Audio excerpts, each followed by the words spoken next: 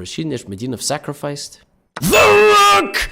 On the exact same square as in the game against Chernikov. Rook takes f6. The idea is actually very straightforward. It just has to do with control over the d5 square. Now you would think that move makes no sense because your rook is gone. You have no attack anymore. An entire potent, powerful attacking piece is gone. But what's more important is the knight coming to d5 because black actually cannot take this knight. It invites way too many problems. So instead of that, black goes here. Now Nezhmetdinov slides the queen over to the f2 square, fights for the dark squares and threatens stuff along the f file.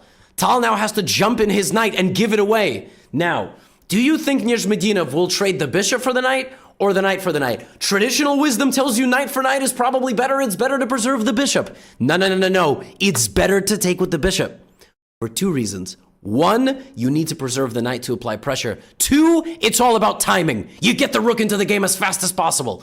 E takes f4, and just before we do that, we lunge into the center of the board with e5. We surrender the control of the knight completely, because if bishop takes d5 is played in this position, you open up the king. Rook e1 is a devastating threat. Bishop g2 is possible. Queen e1. King would go to f8. I would then bounce the king back into the center like a ping pong ball, and I would play rook e7 and devastating impact would arrive, as well as rook d1, which obviously just wins the queen, which is also good enough.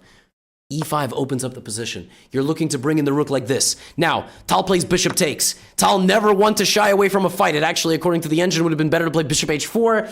There was no stockfish back in the day. Tal tries to defend himself like this, but he forgets who he's playing. Rashid Nezhmetdinov sacrificing yet another piece on the f6 square. Now queen to d4. Look at this. The knight standing on the outskirts is just preventing the king from sliding over and getting out of danger.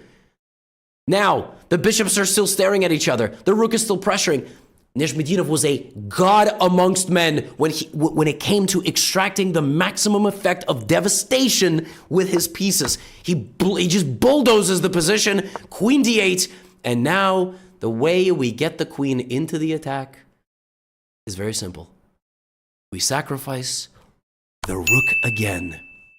Two rooks sacrificed in one game. This is hardly a sacrifice. This is more of a discovered attack.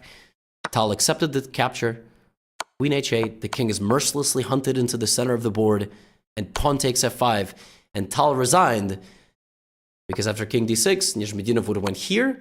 He would have taken his queen. He would have taken his bishop. He would have taken his soul.